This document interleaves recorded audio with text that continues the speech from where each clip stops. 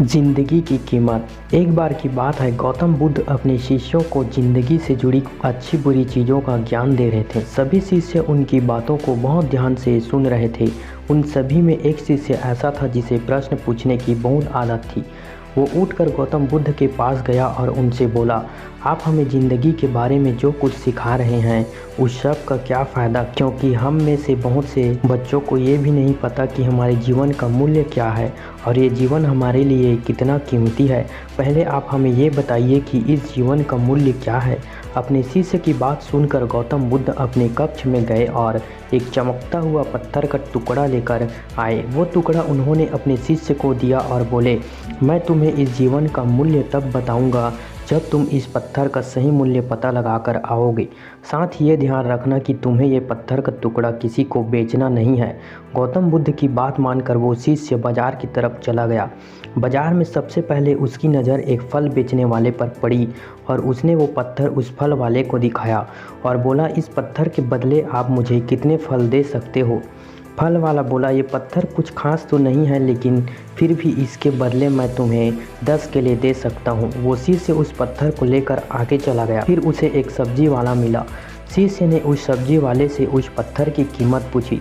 सब्जी वाले ने उस पत्थर को ध्यान से देखा और बोला, इस पत्थर की कीमत के बदले मैं तुम्हें ज़्यादा से ज़्यादा एक बोरी भर कर सब्जी दे सकता हूँ। इसके बाद वो शिष्य उस पत्थर को लेकर एक सोने के व्यापारी के पास गया।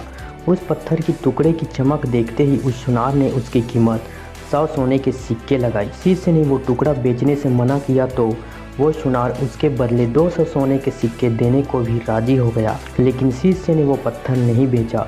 इसके बाद वो शिष्य एक हीरो के व्यापारी के पास गया और उनके सामने उसने वो पत्थर के टुकड़े को रख दिया। उस पत्थर को देखते ही हीरो के व्यापारी ने एक साफ कपड़ा बिछाया, उस पत्थर को उसके ऊपर रखा, फिर उसकी परिक्रमा की और हाथ जोड़कर उस पत्थर को कपड़े में लपेटते हुए वो बोला, तुम जिसे मामूली पत्थर समझकर उसकी कीमत पूछ रहे हो, असल में ये एक बेशकीमती रूबी है। ऐसा रूबी हर किसी को नहीं मिलता।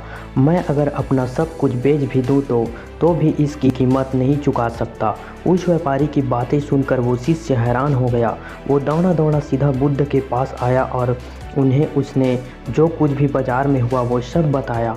उसकी अचरज भरी बातें सुनकर गौतम बुद्ध बोले, तुम्हारे सवाल का जवाब इस रूबी की कीमत में ही छिपा है। हमारा जीवन भी एक रूबी है, रूबी की तरह ये भी बेशकीमती है, लेकिन हम इस बात को हमेशा नज़रअंदाज करते हैं और अपने जीवन का मूल्य नहीं समझते। हम दूसरों को देखकर और उनके जैसा जीवन जीने की कोशिश में अपने जीवन की कीमत को कम कर देते हैं।